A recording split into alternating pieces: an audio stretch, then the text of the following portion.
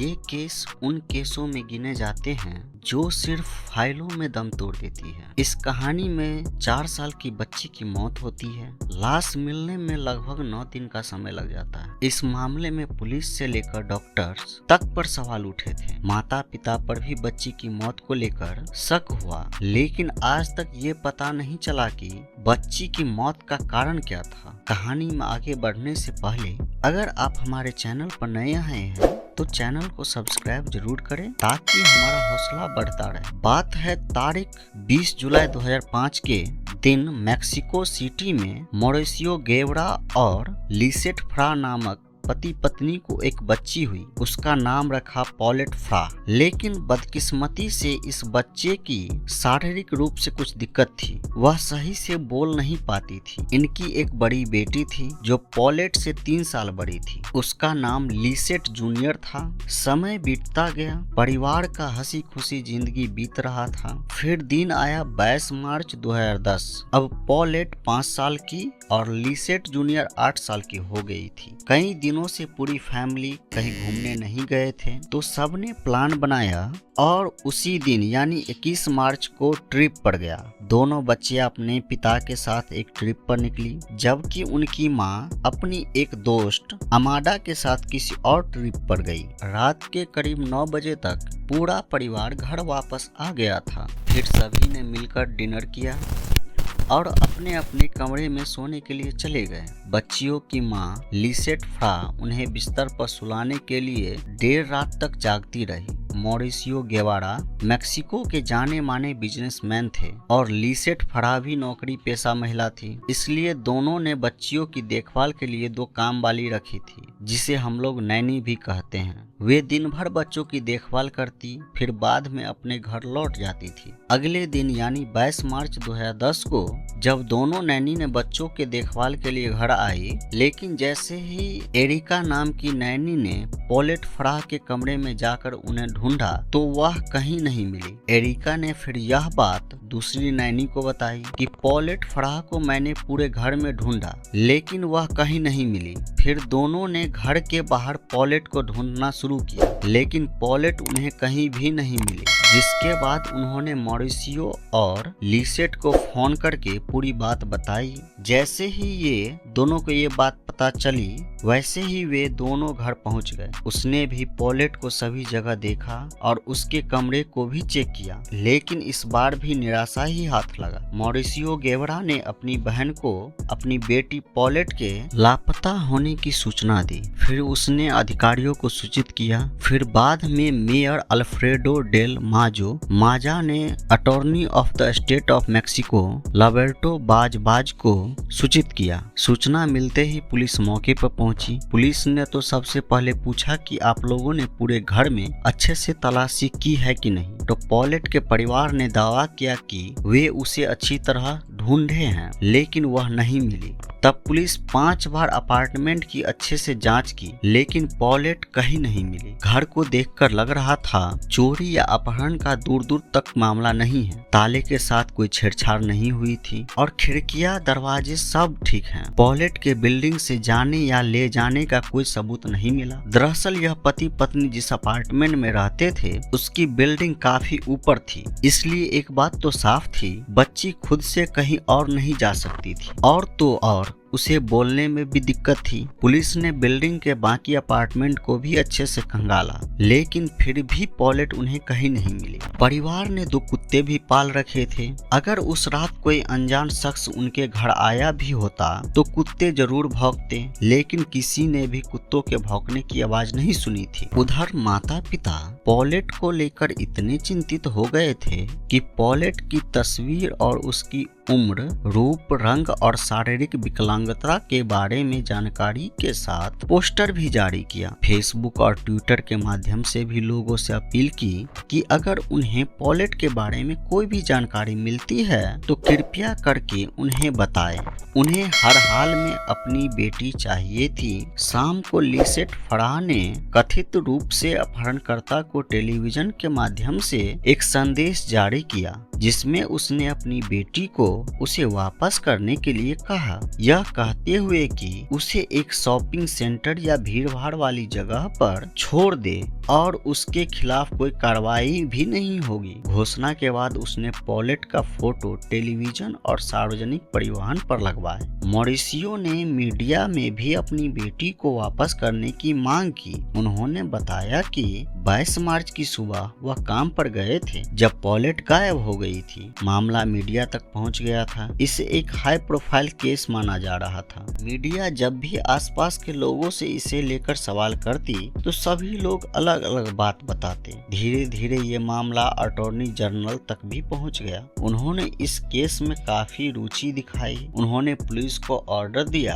कि इस केस की अच्छे से जांच होनी चाहिए। 29 मार्च को अटॉर्नी जनरल ने घोषणा की कि पॉलेट के माता पिता और एरिका और मार्था, जो पॉलेट की नैनी है, उनके बयानों में लगातार बदलाव देखने को मिल रहे थे। थोड़ी देर के लिए इन लोगों पर भी शक हुआ। अटॉर्नी जनरल ने कहा उनमें से प्रत्येक अपनी बयान पर टिके नहीं हैं। जितनी बार उनसे पूछा जाता है हर बार अलग अलग बयान देते हैं, जिससे तथ्यों की सच्चाई जानना और जांच को एक ठोस परिणाम देना मुश्किल हो रहा था। फिर इसी बीच 31 मार्च 2010 के दिन दोपहर 2 बजे फॉरेंसिक टीम के 3 लोग क्राइम सीन को रिक्रिएट करने के लिए इस घर में पहुंचे। उन्होंने इस सीन को कैमरे में भी कैद करने का सोचा, इसलिए वे इसका वीडियो भी बनाने लगे। जब वे सीन रिक्रिएट करने के लिए उस कमरे में गए तो काफी दुर्गंध आ रही थी, लेकिन उनके होश तब उड़ गए जब उन्होंने पाया कि जिस कमरे के बेड और गद्दे के बीच में बच्ची का शव पड़ा हुआ था, ये इसलिए हैरानी भरी बात थी कि यहाँ 9 दिन तक पुलिस के कर्मचारी, मीडिया वाले और परिवार के लोग न जाने कितनी बार कमरे में आए होंगे, फिर भी उनकी नजर इस लाश पर नहीं पड़ी। आखिर क्यों? क्या इस सब की बदबू भी लोगों को नहीं आई? ऐसे कई सवाल इन मामले को लेकर उठने लगे। जब पुलिस परिवार वालों और दोनों नैनी से भी पूछताछ की गई, क्या आपने यहाँ लाश कैसे नहीं देखी, तो उन्होंने उल्टा पुलिस से ही पूछने लगे कि यहाँ तो पुलिस भी कई बार आई थी, पुलिस को बच्ची की लाश क्यों नहीं दिखी। सभी लोग इस बात से बिल्कुल हैरान थे कि बच्ची का शव यहाँ पिछले 9 दिनों से पड़ा हुआ है और किसी को इसके बारे में कुछ पता ही नहीं है। मामला मीडिया में भी काफी उछाला गया। पॉलेट की मृत्यु दम घुटने से हुई थी, यानी अच्छे से सांस न लेने की वजह से उसकी मौत हुई थी। परिवार वालों ने बताया कि पॉलेट अपने मुंह पर एक कपड़ा रखकर सोती थी, क्योंकि जब भी वह सोती थी उसका मुंह खुला रहता था, इसलिए उसे ढकने के लिए मुंह पर कपड़ा रख लेती थी। जब शव का पोस्टमार्टम किया गया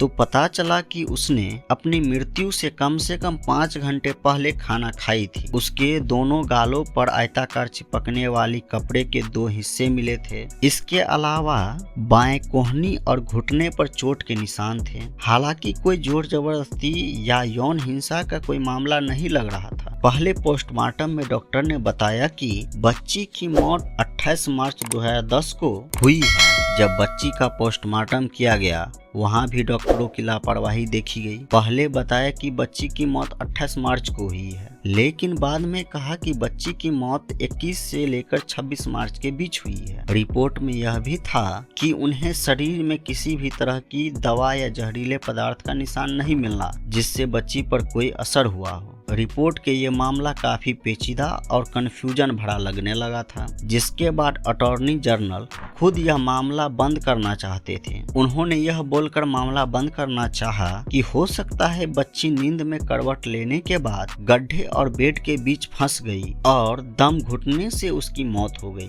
लेकिन ये इसी बीच चौंकाने वाली खबर आई। फॉरेंसिक टीम के एक मेंबर ने मीडिया में आकर यह बयान दे दिया कि बच्ची की मौत एक हादसा नहीं बल्कि उसका मर्डर हुआ है। अब तो मानो कि इस मामले में फिर से गति पकड़ ली। इस बीच उसके माता पिता पर भी पुलिस को शक हुआ, क्योंकि वे लोग हर बार अलग अलग बयान दे रहे, खासकर मीडिया के सामने। ऐसा लग रहा था कि जैसे वे सिर्फ मीडिया का अटेंशन पाना चाह रहे हो। उन्हें बच्ची की मौत से कोई लेना देना नहीं। बच्चे की मां ने तो ये तक कह दिया कि कोई बात नहीं, अगर हमारी छोटी बेटी इस दुनिया में नहीं रही तो क्या, हमारे पास बड़ी बेटी तो है ही, वे उसका अच्छी तरह से ख्याल रखेंगे। जांच के दौरान फराह और लिसेट के बीच एक रिकॉर्डिंग जारी की गई, जिसमें फराह अपनी बेटी को पॉलेट की मृत्यु होने के बारे में कुछ न कहने की हिदायत देती है ताकि उन पर आरोप न लगे। लिसेट पूछती है क्यों, फिर माँ फराह जवाब देती है क्योंकि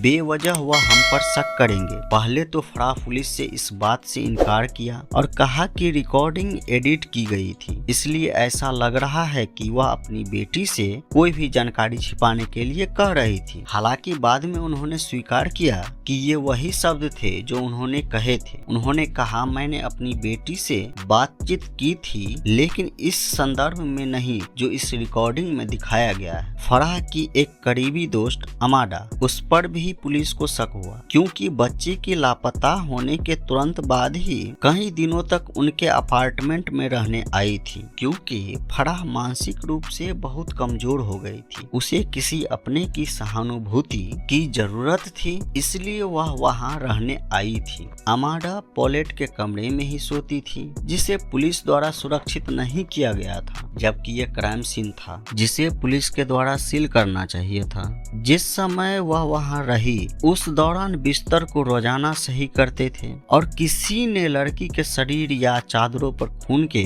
धब्बों पर ध्यान नहीं दिया, जैसे कि फोरेंसिक वीडियो में दिखाई दिया था। अंत में यह नतीजा निकला कि अमाडा शक के घेरे में आई लेकिन कोई भी सबूत नहीं मिला। अब तो फोरेंसिक टीम द्वारा जारी वीडियो पर भी सवाल उठने लगे। 31 मार्च 2010 को 3 फोरेंसिक विशेषज्ञों की एक टीम ने दोपहर 2 बजे पॉलेट के कमरे में गया और बिस्तर पर जाकर जांच शुरू कर दिया। उसने सबूत के लिए वीडियो भी रिकॉर्ड किया। एक जगह पर उनमें से एक ने 2 बार बोला कि पॉलेट को बुरी तरह से पीटा गया और कुछ ही क्षणों के बाद उसके दाईं ओर के फोरेंसिक विशेषज्ञ ने बिस्तर के कंबल को हटा दिया और 2 बड़े खून के धब्बे दिखाई दिए। वही आदमी एक अन्य फोरेंसिक विशेषज्ञ की मदद से बिस्तर के सामने चला गया और सभी चादरें हटा दी, जिससे पॉलेट की लाश दिखाई दी जो गड्ढे की तरह छिपी हुई थी। ज्यादातर विशेषज्ञ इस बात से सहमत है कि यह घटना पहले से ही बनाया गया था, न कि वास्तविक घटना। नहीं तो किसी भी फोरेंसिक विशेषज्ञ को